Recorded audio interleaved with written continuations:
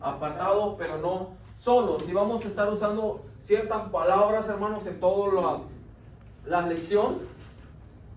Y yo quisiera preguntar, hermanos, ¿de qué habla la lección? ¿De qué vamos a hablar, hermanos? Si alguno no tiene el libro, estamos viendo primero el libro de Corintios o primera de Corintios 2, 6 al 16.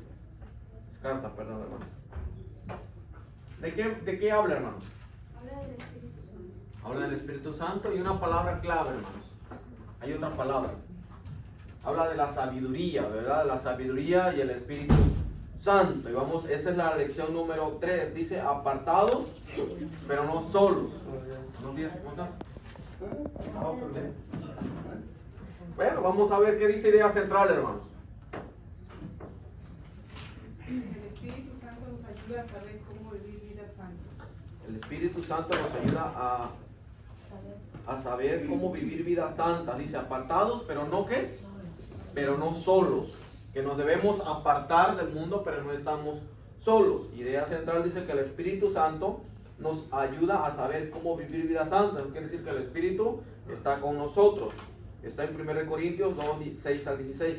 Aplicación para la vida. La soledad abruma y puede causar depresión, amargura, insomnio, estrés, ansiedad. Promueve los vicios pecaminosos y crea un escenario perfecto para pecar contra Dios. Se dice que entre los inmigrantes en los Estados Unidos, un gran por ciento de ese grupo se siente solo o viviendo abrumado por la soledad. Es penoso pensar que dentro de este grupo probablemente también haya cristianos. El creyente tiene algo que no tienen los incrédulos: la certeza de que el creyente nunca está solo, porque cuando Jesús se fue al cielo, el Padre envió al Espíritu Santo a morar en el creyente. Dios siempre tiene un plan para el beneficio de la humanidad, y esta sesión veremos que el estar apartado para Dios no significa vivir en soledad. El Espíritu Santo ayuda al creyente a vivir una vida santa y a ver las cosas desde la perspectiva de Cristo. Veamos, hermano, vamos a ver una palabrita aquí. Dice, el creyente tiene algo que no tienen los incrédulos. Dice, la certeza de que el creyente nunca está solo, porque cuando Jesús se fue al cielo, el Padre envió al Espíritu Santo a morar al creyente. Dios siempre tiene un plan para el beneficio de la humanidad, y en esa sesión veremos que el estar apartado para Dios no significa vivir en soledad. El creyente tiene algo que no tienen los incrédulos, la certeza de que el creyente nunca está solo. Yo pregunto, ¿no estamos solos? ¿Quién está con nosotros? Dios, el Espíritu Santo, ¿verdad? Dijo, me voy, dijo Jesús, pero no los dejaré huérfanos, sino que enviaré el Consolador para que esté con ustedes todos los días hasta el fin del mundo, o para siempre. Eso quiere decir que no estamos solos, pero esa no es la pregunta. La pregunta es, como cristianos no estamos solos, pero ha llegado el momento en el cual usted y yo no nos hemos sentido solos. Sí.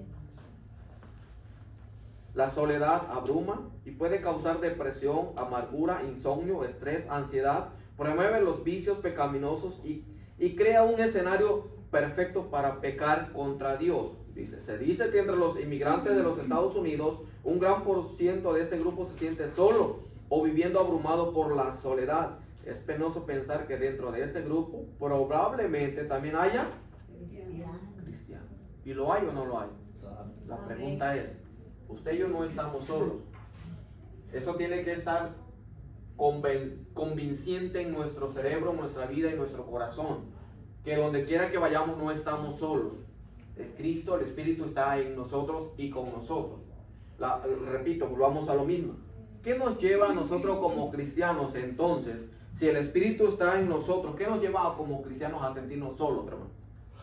Yo pienso Sí, que hermano. la falta de oración, La falta de oración. la falta de leer la Biblia, la falta de madurez, falta de sabiduría. Ok. La falta de comunión. Cuando necesitamos algo y lo pedimos y no hay respuesta, entonces hace como que sentir que uno está solo. ¿Sí, hermano? Falta de comunión. Falta de comunión. ¿Qué más? ¿Alguien habló más? ¿Qué nos lleva a sentirnos solos, hermano? También nos sentimos solos, bueno, desde el punto de vista humano, porque a veces no tenemos a nuestros familiares queridos a nuestro lado y quisiéramos tenerlos, y eso a veces nos hace sentir esa soledad, pero como dice ahí, sabemos que Dios siempre está con nosotros, así que espiritualmente creo que no nos sentimos solos. No estamos solos, ¿verdad? Exactamente. Pero la soledad visita nuestra vida de repente cuando nuestra familia no está con nosotros, cuando no tenemos la oración, la Biblia, la comunicación, cuando existen problemas en la familia, la esposa nos manda a dormir a la sala o viceversa. Entonces la soledad visita la vida. Ahora, eso lleva a otra pregunta. ¿Qué lleva a la persona que se siente sola a hacer, hermanos? ¿Cuáles son las consecuencias de la soledad? Darle entrada al Satanás. Bueno, así como dice aquí, promueve los vicios pecaminosos y crea un escenario perfecto para pecar contra Dios. Eso me recuerda el pecado. Yo siempre he oído el pecado de David. David cuando pecó estaba solo, no estaba donde debía estar, estaba en un lugar solo, no, tal vez no se sentía solo, pero el estar solo a veces te crea cierto, como dijo el hermano y como dice ahí, y a veces te lleva a un estado de ocio. Dice, estoy solo, ¿para qué voy a hacer esto? ¿Para qué? Eso te inclina a mirar o hacer lo que no debe ser. David estaba solo y ¿qué fue lo que pasó cuando estaba ocioso? Estaba en ese lugar solo, miró lo que no tenía que estar mirando.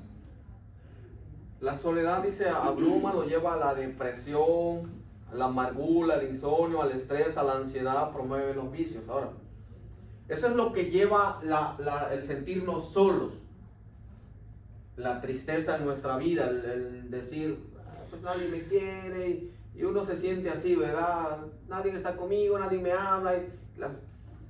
Vamos a la soledad de estar solitos, lo que mencionaba el hermano. La caída de David fue porque estaba solo, no estaba donde debía estar, y eso lo llevó a pensar esto. Hermanos, el estar solo acarrea que nuestra mente piense, maquile cosas que no deben. Así es. Y es algo que siempre yo le digo a mi esposa, si no necesitas dejar los niños solos, no los dejes.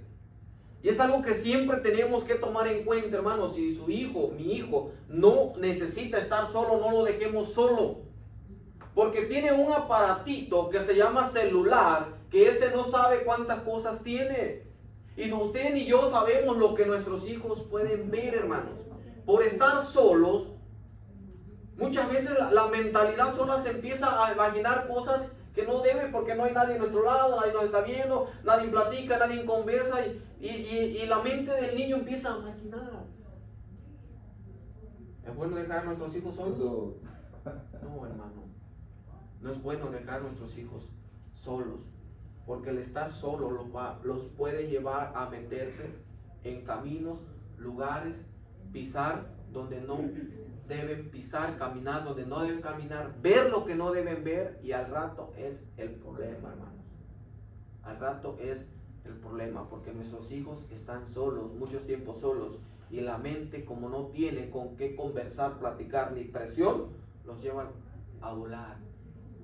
La mente solitaria es algo muy fácil para que el diablo introduzca y haga con ella lo que quiera. ¿Sí me explico? ¿Alguna pregunta hasta aquí de la soledad? ¿Alguien quiere agregar, hermano?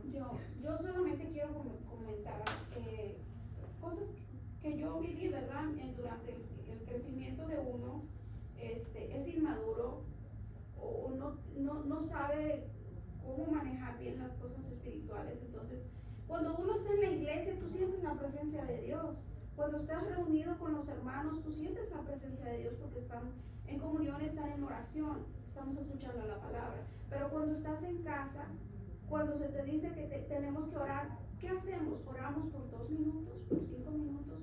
Uno no va a sentir la presencia del Señor ahí. Es difícil, es difícil. Cuando yo empecé, pues yo no sabía, y todos me decían, no, pues doble rodillas, y no entendía. Entonces, muchas veces eso es lo que pasa en el camino del cristiano, de que no sabe que no son 5 minutos de oración, no son 10 minutos. A veces lo es necesario, porque por lo que sea, pero es buscar la presencia de Dios, es buscarlo. Es algo, es tan hermoso que no sé cómo hacerlo entender, que no nada más es de 2 minutos, de 5 minutos. No nada más es una leída de un pasaje, ay, le entendí, no le entendí. No, es Si no lo entendiste, vuélvelo a leer. El Espíritu que mora en ti te lo va a mostrar. Dice el salmista que Jehová es nuestro pastor, ¿cierto?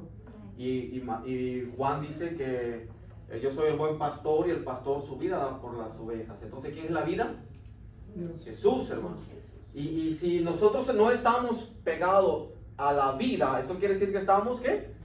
Nos falta el aire, hermano, estamos agonizando porque no estamos en la vida. Y para tener vida se necesita respirar, el corazón estar palpitando y latiendo, pero eso va a surgir a través de la comunión que haya con Dios, hermano. La soledad, déjenme decirle que no es nada fácil, ni es nada bello. Estoy seguro que la mayoría hemos pasado un momento solo, un momento triste, un momento donde es más, hasta las lágrimas pueden rodar por la soledad o por lo solo que nos sentimos. Acarrea amargura, tristeza, desesperación de que nadie queremos que alguien venga y nos diga, hermano, te amo, hermano, o la familia, la esposa, el hijo, y cuando pasa eso, se siente bello porque nos damos cuenta que no estamos solos, que hay alguien más que está a nuestro lado. Si es con la presencia de Dios, hermano, mucho más. La presencia de Dios no se refleja en brincos ni en tanto show.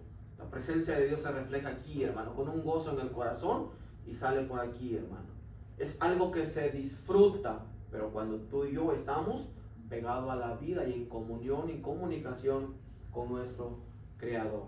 La soledad acarrea o lleva a abrirle una puerta fácil al enemigo para acumular tantas cosas en nuestro cerebro y nuestra mente para poder pecar contra nuestro Dios. No busquemos eso, hermano. Sí, hermano.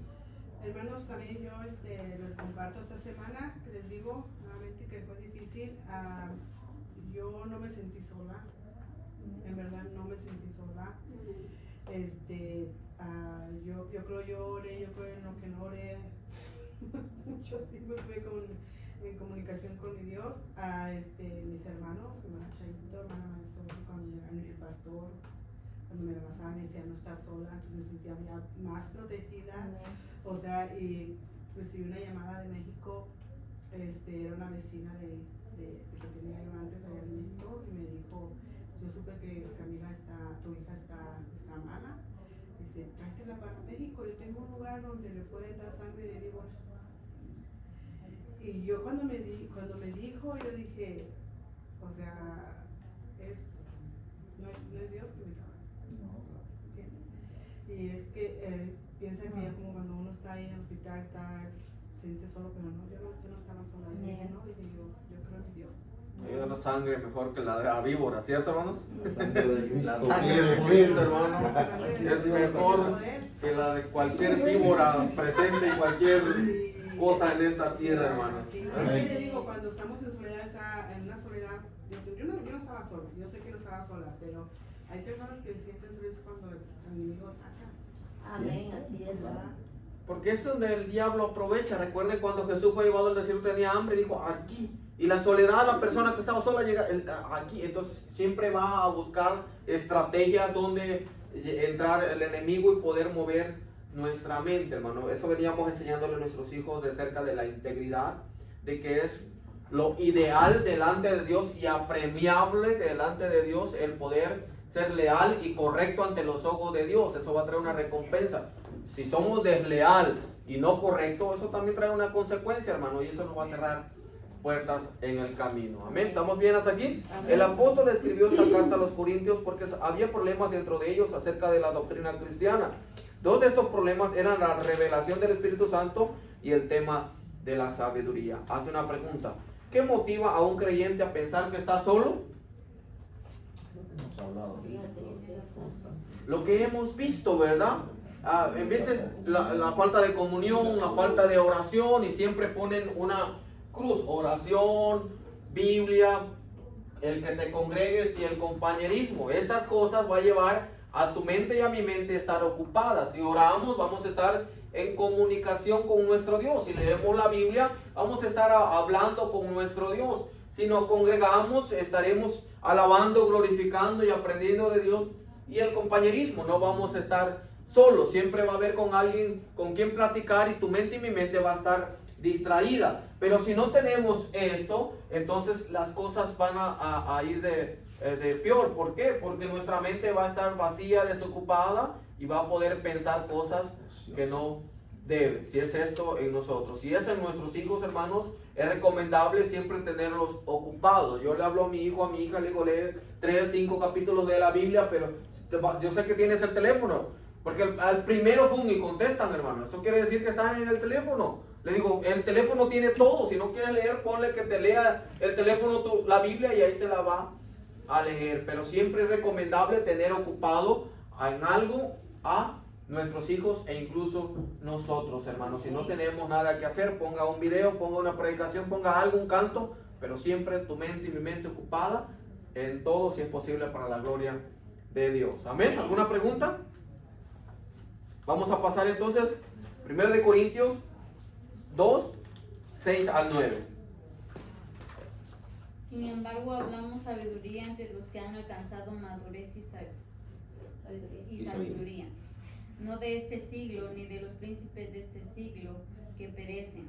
Mas hablamos sabiduría de Dios en misterio, la sabiduría oculta, la cual Dios predestinó antes de los siglos para nuestra gloria, la que ninguno de los príncipes de este siglo conoció, porque si la hubieran conocido, nunca habrían crucificado al Señor de gloria.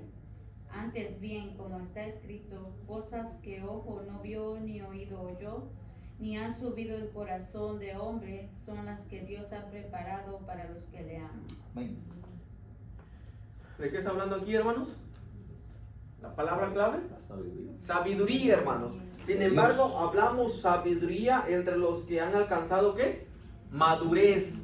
Ahora, ¿qué es sabiduría? ¿Dónde entra la palabra sabiduría?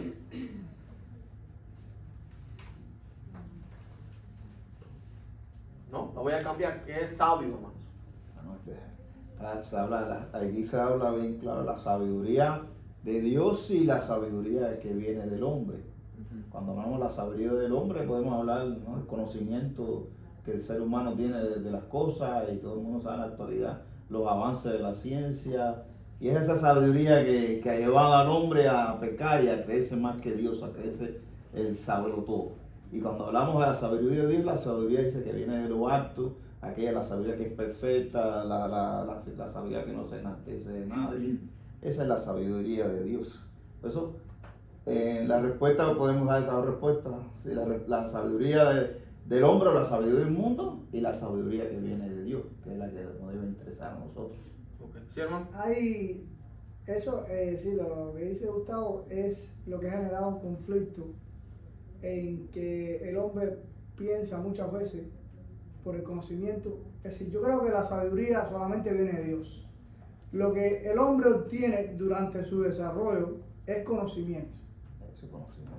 El hecho de que a veces el hombre en su pecado, es decir, producto del pecado, ha creído que al obtener mucho conocimiento puede creer que tiene, es decir, que puede llegar a ser superior a Dios. Pero la sabiduría solamente viene de Dios. La sabiduría solamente la puede dar Dios a aquellos que son hijos de Dios. Los que no son hijos de Dios, yo creo que no tienen sabiduría. Solamente tienen conocimiento. Conoce. Solo conocimiento. Porque la sabiduría de Dios solamente se encuentra en la Biblia, la palabra de Dios. Pero a veces el hombre incrédulo, no sé, adquiere un nivel científico, doctor, y dice, yo creo que entonces empieza a negar esto, y cuando tiene un encuentro con Dios, o cuando tiene un acercamiento a la palabra de Dios, se da cuenta que todo lo que ellos le llaman sabiduría es solamente conocimiento. La sabiduría viene de Dios, y entonces se da cuenta que Dios sí existe, que Dios creó los cielos y la tierra, y todas las teorías las desecha humanamente. Algo que lo respalda lo que el hermano está diciendo, dice, sin embargo, hablamos sabiduría entre los que han alcanzado madurez, y sabiduría, dice, no de este siglo, ni de los príncipes de este siglo que perecen, mas hablamos sabiduría de Dios en misterio, la sabiduría oculta, la cual Dios predestinó antes de los siglos para nuestra gloria, la que ninguno de los príncipes de este siglo conoció, porque si la hubiesen conocido nunca hubieran crucificado al Señor. El mundo conoce, el cristiano es sabio, o por lo menos tendría y debería ser sabio, hermanos, en su manera de vivir y en su manera de caminar y andar. ¿Sí, hermano? No, aquí quería, según lo que hablaron ustedes, en el libro de Romanos 1:22 dice, profesando ser sabios, se hicieron necios y cambiaron la gloria de Dios incorruptible en semejanza de imagen de hombre corruptible, de ave, de cuadrúpedo y de reptiles, por lo cual también Dios los entregó a la inmundicia, dice el 25, ya que cambiaron la verdad de Dios por la mentira, honrando y dando culto a las criaturas antes que el Creador. Ese habla sobre la sabiduría humana. Lo que habíamos dicho, el hombre creyendo que todo lo sabía, que tenía mucho conocimiento, no le creyó a Dios y cambió, como fue por ejemplo la creación del mundo, a la forma que todos sabemos que es. ¿Dónde leyó, hermano? En Romanos 1:22. Dios le estaba hablando ahí a la iglesia. Pablo les mandó una carta a la iglesia, hermano, que siendo sabios dejaron eso por ser necios, hermano, en su manera de vivir. Creyeron que lo sabían todo, hermano. Creyeron que lo sabían todo. Ahora, la sabiduría de Dios separa al creyente del que vive siguiendo la sabiduría humana. El creyente sabio vive su vida demostrando que Dios guía sus decisiones, porque todo lo que hace honra a Dios. La sabiduría se puede observar viviéndola y demostrándola, hermano. Tenemos que demostrar lo sabio que usted y yo somos, porque no lo merecemos ni lo tenemos por mucho conocimiento, la preparación secular o en la carrera que hemos estudiado. La sabiduría solamente proviene ¿de quién? De Dios. De Dios. ¿A quién? ¿Aquel que estudió una preparatoria, una universidad, aquel que se graduó? No, hermano. Aquel que le abrió la puerta de su corazón y le permite morar y reinar en su vida, independientemente el estudio que tenga. Aquí lo que cuenta es el corazón. ¿Sí me explico, hermanos? La sabiduría requiere madurez espiritual. Dios tenía y tiene la sabiduría escondida durante los siglos. Él se la revela a aquellos que han madurado. Ahora, la madurez es la persona de 70, 80 años. ¿Quién es la persona madura, hermanos? Siendo obediente, obediencia. Aquella Dice persona que es obediente a Dios. ¿Sí, En hermano? los proverbios, creo que es proverbio, no sé, 1 o 2, dice: la verdadera sabiduría comienza en el temor de Dios. Lo primero. Y el El Salomón. principio de sabiduría y temor a El Dios. principio Y de Salomón. la Eso es Salmo. En los Salmos, ¿no? Y Salomón que escribe en Exactamente. Eclesiastés, ¿verdad? Dijo: el fin de todo discurso es este: teme Jehová y apártate del mal. Ahí concluye todo. El conocimiento espiritual va más allá del pensamiento humano. El versículo 9 indica que hay cosas que Dios nunca revela al pecador no arrepentido y que ahora se lo revela al creyente por medio del Espíritu Santo. El conocimiento no es algo para enaltecer el hombre, sino para glorificar a Dios. ¿Cómo se porta una persona sabia? ¿Cómo vive una persona sabia, hermanos? Como lo acaban de mencionar, temeroso de Dios, una persona prudente. Prudente, sí, pero ¿cómo más, hermano? ¿En qué forma se demuestra la sabiduría? ¿En qué más se demuestra lo sabio que somos? El apóstol Pablo tenía que asegurarse de que los corintios, quienes estaban concentrándose en la sabiduría humana, buscaran la sabiduría de Dios. La sabiduría es un misterio divino que Dios hizo que tuviera disponible después de la muerte y la resurrección de Jesús. El creyente sabio no desperdicia su tiempo en discusiones intelectuales que solamente exaltan al hombre, porque como antes se dijo, el creyente sabio vive su vida demostrando que Dios guía sus buenas decisiones, porque todo lo que hace es para honrar a Dios.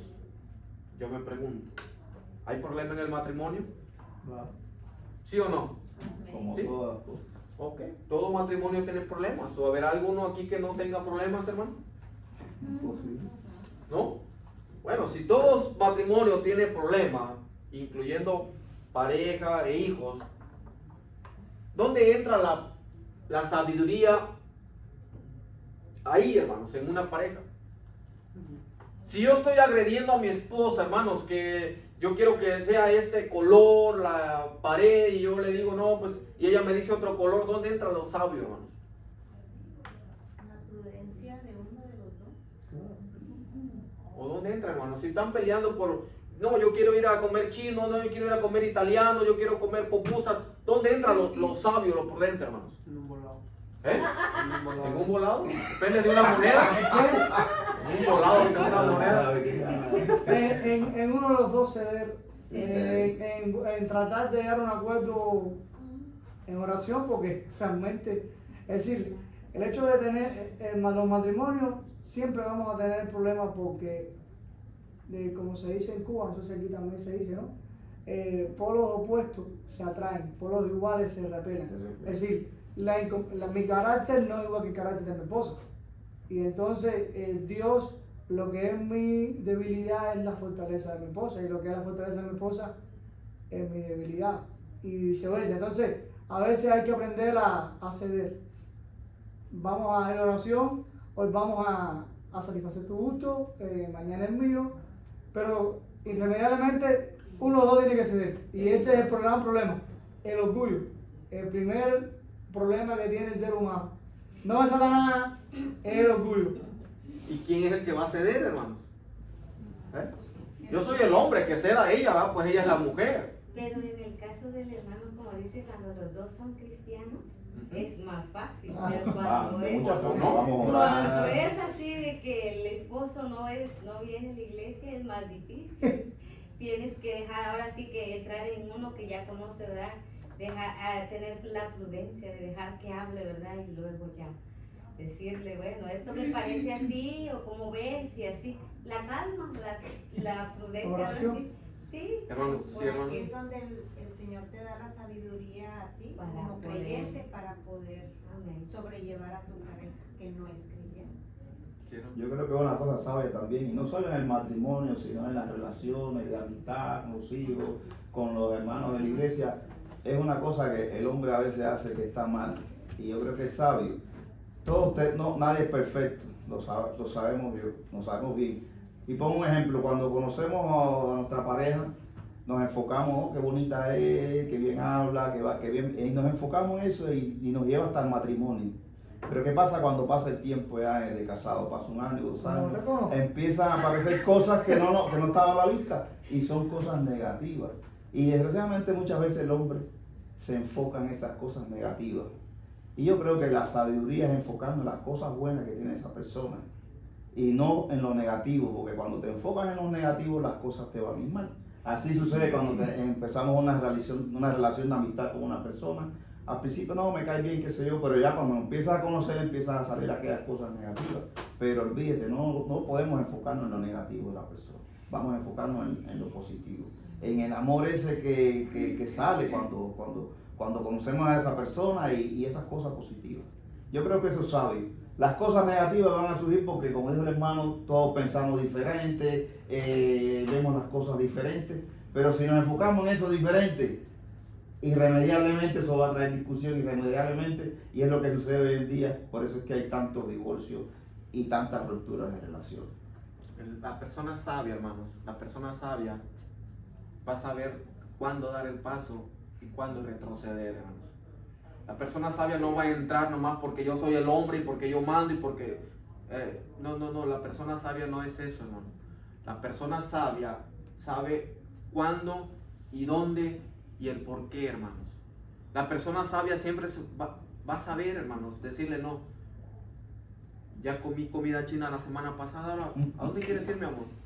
Pues italiana, ¿ok? Va, no hay ningún problema. No interesándome de que a mí no me guste la italiana, yo voy a ir, hermanos, porque mis hijos van a estar felices, mi esposa va a estar feliz, y al verlos feliz a ellos, yo voy a ser feliz, hermano. No sé usted, ¿verdad? Pero si yo veo a mi familia feliz, yo soy feliz. Dice, ¿para qué trabajas tanto? Mira, si tú no disfrutas el dinero, no, pero yo veo feliz a quien nos disfruta. Amén. Y eso me trae felicidad a mí, no interesándome, aparezco 11, 12, 1 de la mañana a mi casa. Amén. Pero si yo veo a mi familia feliz, eso va a cargarme a mí felicidad. Eso es ser sabio, hermanos. Y hay algo que me gusta mucho acerca de Salomón, y todos conocen esa historia, pienso, hermanos. Dice Salomón, dice el primer libro de Reyes 3:5, y se le apareció Jehová a Salomón en Gabaón una noche en sueños, y le dijo Dios, pide lo que quieras, pídeme lo que quieras, Salomón, que yo te lo voy a dar, dijo Dios. Salomón dijo, tú hiciste gran misericordia a tu siervo David mi padre, porque él anduvo delante de ti en verdad, en justicia y con rectitud de corazón para contigo.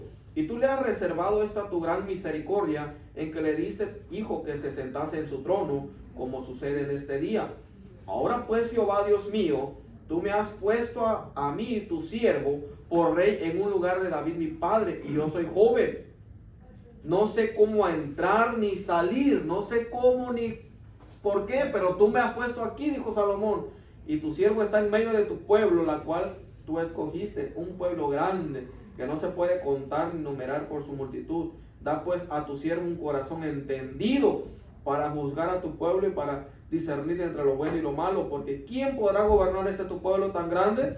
Y agradó Jehová al Señor que Salomón pidiese esto, y le dijo Dios: porque has demandado esto y no pediste para ti muchos días, ni pediste para ti riquezas, ni pediste la vida de tus enemigos, sino que demandaste para ti inteligencia y sabiduría y juicio para oír.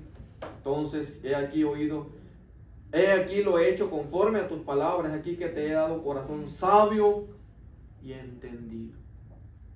Se le presentó una oportunidad a Salomón, hermanos. Pídeme lo que quieras. ¿Qué le hubiese pedido usted si hubiese Salomón, hermanos? ¿Qué le hubiésemos pedido, hermano?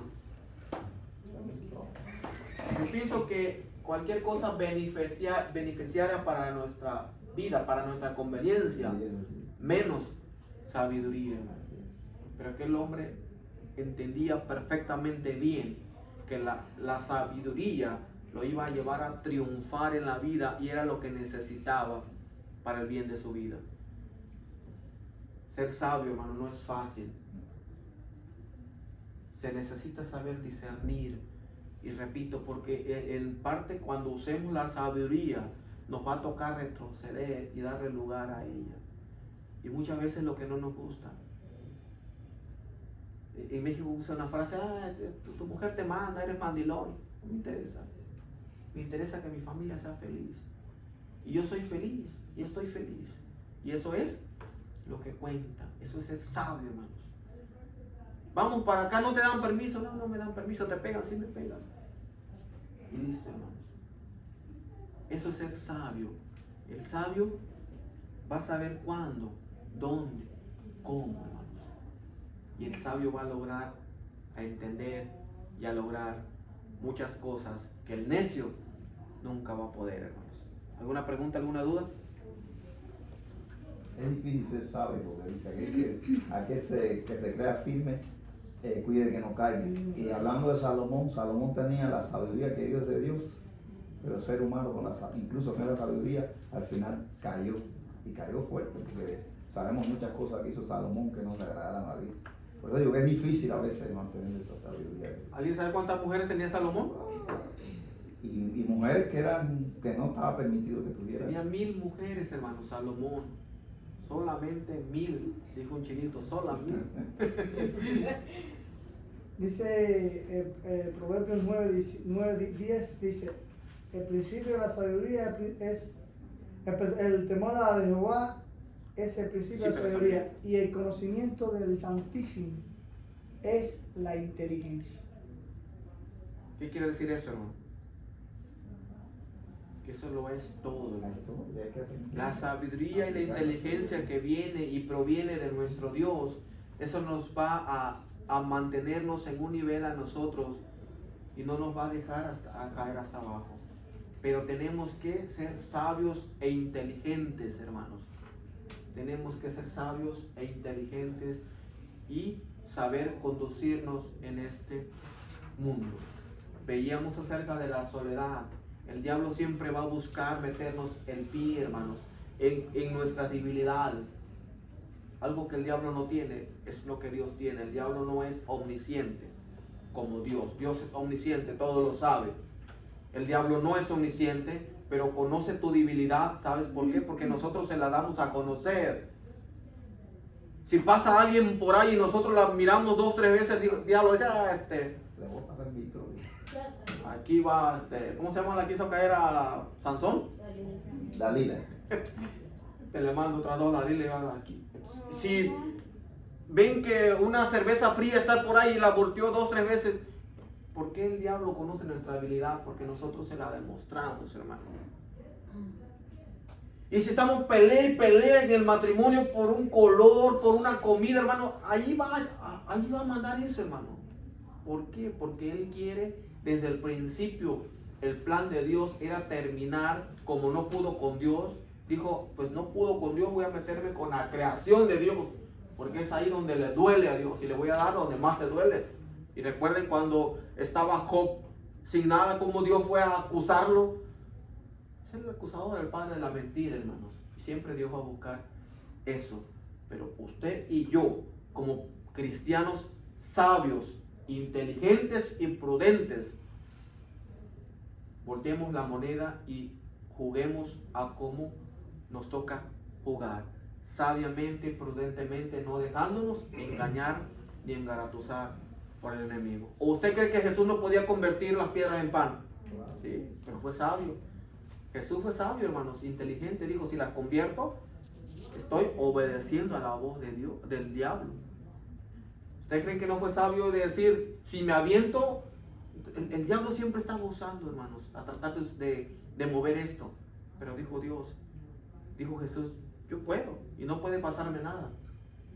Pero pondré en duda el poder de mi Padre y estaré obedeciendo a Satanás. La inteligencia sabe cómo actuar y la sabiduría también, hermanos. Seamos sabios, prudentes. Vamos a pasar, hermanos. ¿A dónde estábamos? Primera de Corintios 2, del 10 al 13. Ajá. Amén. Está súper bueno este versículo. Pero Dios nos la reveló a nosotros por el Espíritu, porque el Espíritu todo lo escudriña, aún lo profundo de Dios. Porque ¿quién de los hombres sabe las cosas del hombre, sino el Espíritu del hombre que está en él? Así tampoco nadie conoció las cosas de Dios, sino el Espíritu de Dios. Y nosotros no hemos recibido el Espíritu del mundo, sino el Espíritu que proviene de Dios, para que sepamos lo que Dios nos ha concedido, lo cual también hablamos, no con palabras enseñadas por sabiduría humana, sino con las que enseñan el Espíritu, acomodando lo espiritual a lo espiritual. ¿De qué habla este pasaje, hermano?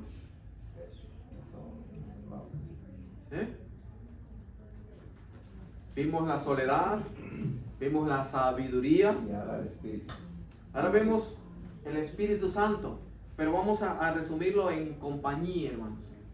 Vimos la soledad, el ser sabios, y ahora vamos a tocar un poco que no estamos solos, que tenemos una compañía. A pesar de la soledad, Dios está en nosotros. Y que la sabiduría no proviene del conocimiento de la educación que tú y yo tuvimos con nuestro padre o en una escuela. La sabiduría proviene del Padre, del de allá arriba, hermanos. Del Creador, del sabio, del que todo lo puede, del que todo lo sabe, el que está en todo lugar. Dice, pero Dios nos la reveló a nosotros por el Espíritu. ¿Cuál? ¿De qué ha hablado el pasaje anterior? De la sabiduría. Dios nos la reveló a nosotros por el Espíritu, porque el Espíritu, ¿qué dice? Todo lo escudriña, hermano. ¿Habrá algo que se le pase al Espíritu Santo de tu vida y de mi vida? ¿Estarás algún momento solo donde el Espíritu diga, espérame tantito, voy a ir a tomar agua, voy a ir a la tienda, voy a ir a comer, voy a ir a hacer un mandado? No, hermano, dice, aún lo profundo de Dios, porque ¿quién de los hombres sabe las cosas del hombre sino solamente el Espíritu del hombre que está en él? Así tampoco nadie conoció las cosas de Dios sino el Espíritu de Dios. Y nosotros no hemos recibido el Espíritu del mundo, sino el Espíritu que proviene de Dios. Si vemos, dice, no hemos recibido el Espíritu, ¿con qué E está? Con E minúscula. Eso quiere decir que es el mundo. Sino el Espíritu, ¿con qué E está? Mayúscula. Eso que habla del Espíritu Santo, que proviene de Dios. Para que sepamos lo que Dios nos ha concedido, lo cual también hablamos, no con palabras enseñadas por la sabiduría humana, sino con las que enseña el Espíritu, acomodando lo espiritual a lo espiritual. El Espíritu nos conoce a la perfección. ¿Qué se necesita para sacar un carro o una casa? ¿Qué es lo primero que checan, hermanos? El crédito. ¿Cómo le hacen, hermanos? ¿Cómo le hacen para checar el crédito?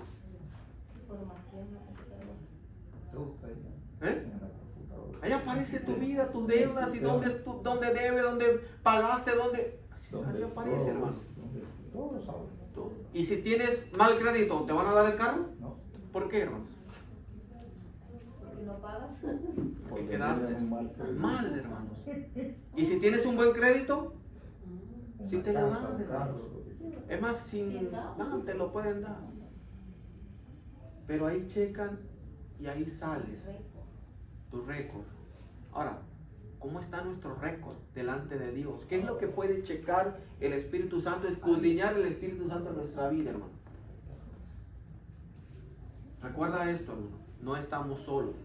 Cuando nos sintamos solos, tristes, desesperantes, angustiados, hay un secreto: doble sus rodillas y diga: Señor, yo me siento solo, me siento triste, desesperado, angustiado, preocupado.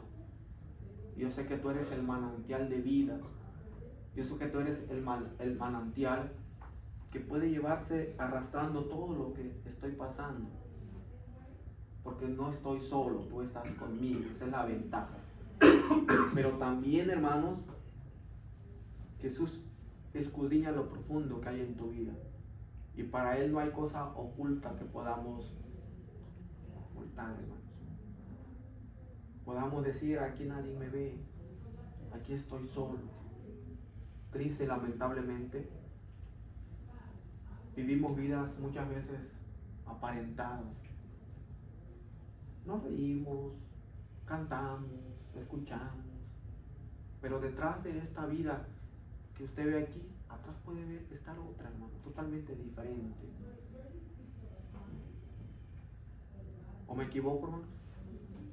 Muchas veces no somos los que aparentamos ser. Atrás de lo que aparentamos hay otra vida. Y qué triste, hermano. Qué triste es eso. Porque para nosotros no acarrea ninguna consecuencia, ningún problema. Pero recuerda que el Espíritu Santo está allí. Tienes una compañía, tienes un acompañante, tienes un compañero. 365 días del año, 24 horas del día, 7 días de la semana. No estamos solos. En el momento angustiante, desesperante, hermano, ahí está el Espíritu para fortalecerte. Pero repito, hermanos, cualquier cosa de vida o indebida que tú y yo tratemos o hagamos, a escondida ya no lo puedes saber. Vimos que vaya al restaurante. Pero hay alguien, hermanos, hay una cámara que me está mirando. Y no es la del restaurante, es la de Dios. Y es ahí el detalle. Seamos sabios, inteligentes, que siempre esté eso presente aquí y aquí, hermano. Que el Espíritu todo lo escudriña. El Espíritu todo lo escudriña. Esto quiere decir que el Espíritu Santo examina, estudia y examina con cuidado, a fondo, todas las circunstancias en las que se encuentra espiritualmente el creyente, y luego nos revela y hasta nos añade lo profundo de Dios. Ese es el Espíritu, todo lo escudriña. El espíritu del mundo, este es un espíritu mundano y pecaminoso que no viene de Dios, ni tampoco pertenece a Dios. Cuando la persona vive espiritualmente por medio de las enseñanzas del Espíritu Santo, él o ella pueden discernir lo que es de Dios y lo que no es de Él. ¿Cómo podemos discernir lo que es de Dios y lo que no es de Dios, hermano? Con el Espíritu Santo. ¿Cómo podemos discernir, no, si es de Dios y esto no es de Dios? Porque nos da la paz, la La seguridad. palabra de Dios. Nos da la paz. ¿Qué más? Lo sientes, ¿Verdad? el Espíritu Sientes. Santo te hace que sientas. Teniendo una comunión con Dios, leyendo la palabra. El Espíritu Santo tiene, dice la Biblia, que Él nos convence de justicia, juicio y verdad. Y cuando nosotros vamos a hacer algo y a la luz de la palabra, quizás no podríamos hacer la pregunta: ¿qué haría Jesús en mi lugar? Y sabiendo que somos hijos de luz, debemos andar en luz, es decir, morir cada día a los deseos de la carne y desarrollar el fruto del Espíritu. Si eso va a bendecir a Dios, si eso va a honrar a nuestro Dios, sigamos adelante. Si vemos que eso lo que va a hacer es enorgullecernos, alejarnos de Dios, de ser desobedientes, simplemente pedirle a Dios muchas veces, porque a veces pensamos: no, yo lo voy a hacer y ya. No, pídele a Dios autocontrol, pídele a Dios fuerza para no ceder a la tentación, porque si cede o juega. Dijo Pablo: si tu conciencia no te redarguye, tenés confianza en Dios. Pero si tu conciencia te redarguye, esto no es de Dios. Y siempre han preguntado: Oye, pero la marihuana no está en la Biblia, ¿es malo? Solamente una frase mía, hermanos.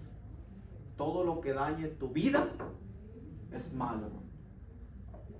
Pero la cocaína no está en la vida, no está en la Biblia, y no dice que la Biblia que no habla de una cocaína, de una heroína. A lo mejor no existía, hermanos.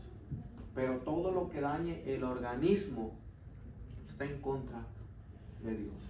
Una no es ni una, no es lo que te tomes, es la acción. ¿Te robas 100 pesos? ¿Te robas una cora?